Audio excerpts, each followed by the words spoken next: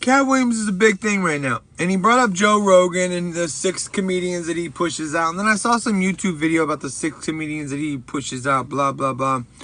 This is my take on Joe Rogan and his 6 comedian whatever. Alright, so and where I'm first going to bring up is Miss Pat. The first time I saw or heard anything about Miss Pat, it was on the Bert Krieeshner Netflix show where she's coming over and staying like a weekend or some crap like that, or staying a night at his lodge or something like that, and somebody else. But that was the first. I was like, oh shit, she's funny. Then I saw her again, Miss Pat, on Joe Rogan, JRE, and her writer, like they were on talking about her TV show. And they're absolutely hilarious, talking about. So I was like, oh shit, I gotta watch this. So I've watched every episode of Miss Pat. The Miss Pat show is absolutely the best thing I think BET's ever produced. I laughed my ass. I was so cheap and so funny. It was, I mean, I can't imagine anything being better than that. So I saw the first time I got a taste of Miss Pat was through Bert Krieeshner, which is an offshoot of Joe Rogan, okay? And I like Bert Krieeshner. I find him funny. I like all that. I think he's funny. I don't like Tom Segura. I don't find him that funny. I watch his specials trying to like him, but I only watch Two Bears, One Cave on clips. I like the Something's Burning where Bert Krieeshner cooks. I love that show. He cooks and they just talk. I love that show. Miss Pat was on that show. Just saying. The Joe Rogan Experience, if they have somebody good on, I'll come on. But you got your homies, right? Like you have to have friends. Like you don't have to, like not everybody's your friend. And what's his name? Ari Shaffir. I like Ari Shaffir. I will be honest. I didn't say it. I didn't tweet it. But when Kobe Bryant passed away, my first thought was, damn, why didn't this happen when he was beating the crap out of my Mavericks every playoff season? Sheesh. It's a terrible thing to say. Ari Shaffir just wrote it down and put it down somewhere to where everybody could see it, which was up on, and he used the R word. I wouldn't have used the R word. I would have been like, why couldn't this happen when he was beating the crap out of my team? Which I think is less cancelable, less able to be canceled than the R word. The I'm not even gonna delve in. Anyways. So Joe Rogan's got his little clique. Katt has his little clique. He's brought along, and I can't think of anybody but Lou Nell. I haven't seen anybody but Lou Nell with him. I'm sure he has a clique of homies. He said he takes people. You take your friend. You take homies with you. Somebody you like, you take with you. Now, Kevin Hart's Plastic Cup Boys, fuck them. I do not like them at all. I hope if they're writing his stuff, then I would give them props for that. That's some. I laugh at Kevin Hart's stuff. Does he get the best stuff out of everybody? And then y'all get the leftovers? Hey, y'all are going to go on. Y'all going to, I mean, really and truly, I would trade this, I would trade the money I make right now for the Plastic Cup Boy money. I would trade whatever I'm doing right now for that Plastic Cup Boy thing. And I find Kevin Hart funny in movies. I never really got the stand-up. I remember when he came out, I was like, this is the dude from Soul Plane? Why is he getting the stand-up comedy special? I never seen him do stand-up before. Like, I remember thinking that. But, I mean, who knows what happened, man? I don't know. What I was talking about was cliques in comedy. Everybody has a clique. And it seems like one of the biggest cliques is Comedy Store versus Laugh Factory. Not versus, but just that's your clique. If you go to the Laugh Factory, that's where you go. If you go to the Comedy Store, that's where you go. It's kind of just your thing, I guess. At least from an outsider looking in, it's kind of just your thing.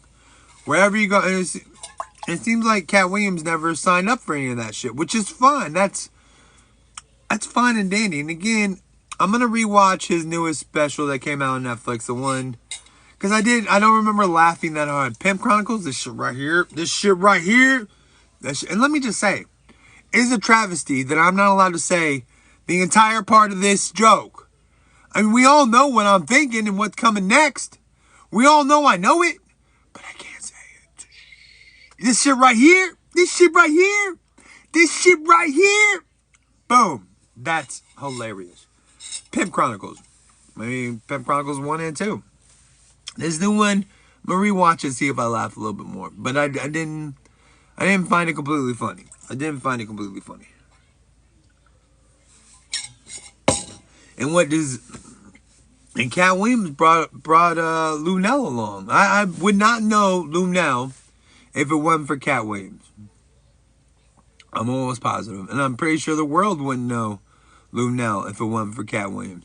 And the biggest thing, I remember Lunel not because of Katt Williams. I remember because she was in the movie That's My Boy with Adam Sandler. She was playing dancer.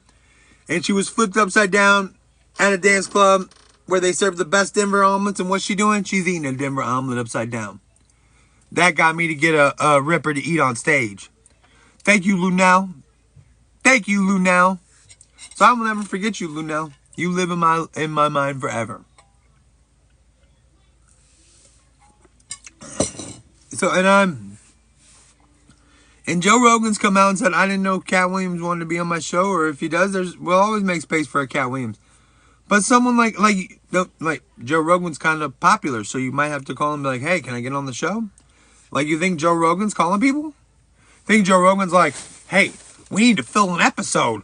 We got to do something. Everybody wants to be on Joe Rogan. You get like what is it called? The Joe Rogan bump? As soon as you're on Joe Rogan, you're done. And when Shane Gillis, he's had Shane Gillis on. He's had comedians on that didn't really get a huge bump. Like, I don't like a couple of his friends. I don't watch their stuff. The Fighter and the Kid. I don't like The Fighter. I like the Kid, Brian Cullen, I believe his name is, from Mad TV. I love it. I love this guy. I love this guy. But I don't watch their stuff because I don't like, I guess, The Fighter. I guess he's the Fighter one. I don't know. I don't know. But then the other guy, Andrew Schultz or something like that, not a huge fan. Not a huge. So I don't listen to those guys. I don't care about those guys. I like Bill Burr. I like the mullet guy. What's his name? I can't think of his name right now. I'll pop in at some point, but it's I like who else do I like? I like Bert Krieeshner. I've watched Joe Rogan specials, but he's not really. I mean, he's been through it all. He's a stand-up comedian. He's done it, but I don't find his comedy particularly funny. I watched his last stand-up special. I don't find it particularly funny. I like him as an interview. He's funny. He's a funny guy. He comes up with some great jokes. He's a great joke. But I don't know. I'm sure I laughed. Maybe I should rewatch this thing. Maybe I should rewatch Joe Rogan last special and Katt Williams last special. See who wins. Who wins there, Katt? But, like I said, I mean, so, and the other, I mean, what is it? Kevin Hart, Tiffany Haddish, great actors. And see, what I think is getting misconstrued is like some comedians want to be stand-up comics, and they'll do some movies, but I'm a stand-up comic in the end. Like that's where my bread and butter is. Bert Krieeshner didn't start out as a stand-up. He's a funny guy. He tells funny stories. I don't think his goal is to tell stand-up comedy his whole life. Same thing with Joe Rogan. Same thing with Tom Segura. Same thing with the Kevin Hart, the Tiffany Haddish. Their goal wasn't to do comedy their entire life. They wanted to become something more. At least in what I'm thinking. Like, some people are good, like, I'm going to be the best stand-up comic I could be. Like, you notice, like, nobody's talking, like, Adam Sandler did stand-up comedy to become a star. That was the way to break into it. He still does some stand-up here and there. He does songs, but his stand-up was never really... I don't know. I'm just saying, there's cliques in comedy. You gonna hate on the grown-ups clique? Chris Rock, David Spade, Kevin James, Adam Sandler, Rob Schneider. Those 5 guys like each other. Adam Sandler puts Rob Schneider and David Spade and everything. You promote your friends. You want your friends to do well. If I'm doing well, I want you to do well. That's how it works. So I'm not going to hate on Kevin Hart I'm not going to hate on anybody for putting their friends forward to thinking somebody's funny and wanting them to do well. Hey, I like you. I want you to do well. Why I don't need to keep my neck on your throat? You don't have to be a piece of crap. you don't have to be crap on my shoes. Everyone has their own little cliques. Like who else are friends that promote their other friends? Like you see this shit all the time. So and so presents, up and up presents. Blah, blah, blah. Pete Davidson presented some people. Like you present your friends. You want to help your friends. That's just how it goes. So I'm not gonna hate on anybody for doing that. And I don't think you. I don't know. I'm just saying, like, and Kevin Hart's little homies. And I've never. Tiffany Haddish is and she's a storyteller. I don't know. Stand up. I mean, Michael Keaton used stand up comedy to become Batman and Beetlejuice. So why you hating? Player, why you hating, Katt? That's what you use. You use stand up comedy to propel yourself forward. Some people are all good with being, and these people that are all good with being. That's not a knock on them. They are a comic. They are a stand up comic. Katt Williams is going to do stand up comedy no matter what. No matter what. I think, who else? Theo Von. Told you I think of that mullet head mother. At least at this moment, I think Theo Von's going to do stand-up comedy no matter what. I don't know what's going to happen later. Maybe Shane Gillis will do stand-up comedy no matter what. Matt Dillon. Matt Dillon will do a stand-up comedy no matter what. I mean, because these aren't... Miss Pat. I think Miss Pat will do stand-up comedy no matter what.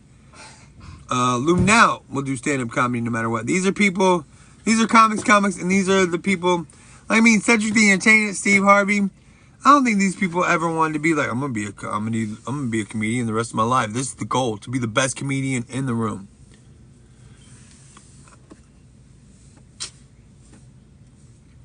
I didn't see, and I don't even know somebody like D.L. Hughley. Like, that's what I like to, like, what was your goal? Was your goal to become a movie star or an actor? Or was your goal just to become the best comedian ever and everything else was just icing on the cake? Or, do you know what I'm saying? Do you understand the words that are coming out of my mouth? That's all I mean. That's all I mean. Was this what you were going for? Because there's comedians that are comedians, and then there's comedians that want to be something else. Yeah, I'm funny, but I want to be something else. Like, Bert Krieeshner was on the Travel Channel, and he was a funny guy, funny blah, blah, blah, blah. Like, he made some good money on the Travel Channel, but he couldn't move forward. And then Joe Rogan said, hey, you should be a stand-up comic. And then Bert Krieeshner said, okay, I'll try it. It's pretty funny. He came out with a movie this year, but I don't think he's going to be a movie star. He's not going to be a movie star. He's not going to come up with Your Mom House, which is slowly going down the tubes. That's what's crazy. Like, you got to fight through this lull. We came out of the COVID. Not everybody's watching their screens anymore. You're going to have a lull. Can Your Mom's House survive that lull? Not for sure. I think Something's Burning can. I don't think we need a Bert cast. I'm sorry, bro. We don't... everybody's doing podcasting now. And that's like, you got to come... Like, you're interviewing, you're funny, but you talk about yourself a lot, bro. And I'm not... Maybe you should just come out with a... What I really want to... What happened to you and Bill Burr? What happened to you and Bill? But you were on his channel, you did a podcast with him, and then fizzled out. What happened to you and Bill? That's another one, Bill Burr. He's becoming more of an actor at this moment, but I think Bill Burr's a comedian. He's always going to do comedy. You're always going to be able to see a good special from Bill Burr. No matter how many movies they put him in, no matter how big he gets on the...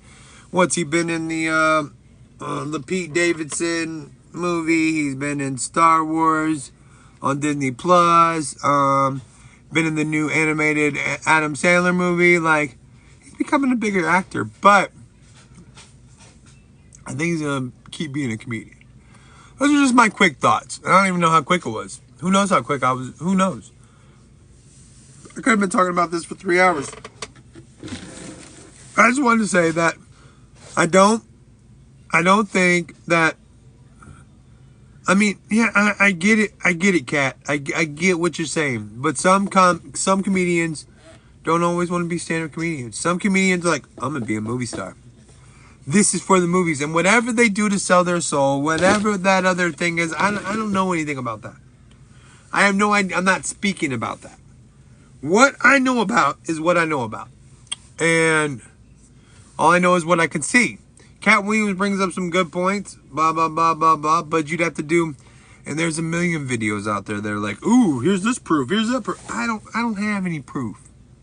I found this out. All I'm saying is that there are some people that want to be stand-up comedians. There are some people that want to be movie stars. Everybody wouldn't mind being in the movies, wouldn't mind getting paid for the movies, but in the end, I'm a comedian's comedian. And there's those comedians out there. Those comedians that you see in movies, you're like, oh, he's hilarious. I like him. But then you're like, ooh, wait. And then they become bigger and bigger, and then you don't see them doing comedy anymore.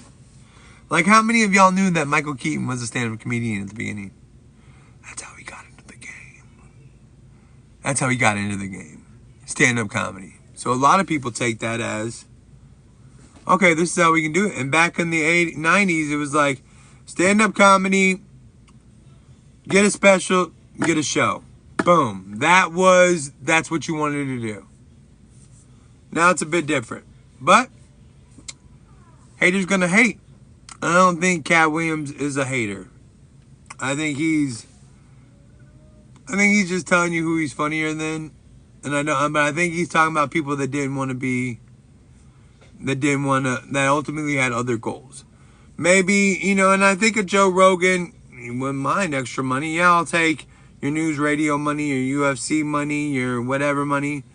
But I'm going to do stand-up comedy because he always went to the Comedy Store. Talking shit to Carlos Mencia is what blew him up.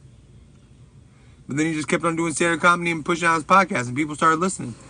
And now he's the Podfather. Podfather Joe Rogan. Not because he puts out a bunch of podcasts, just because he puts out one good podcast about himself. Was that a week? Is Joe Rogan per week? I'm not for sure. I'm like, when something pops up and it seems like something good, I'll watch it.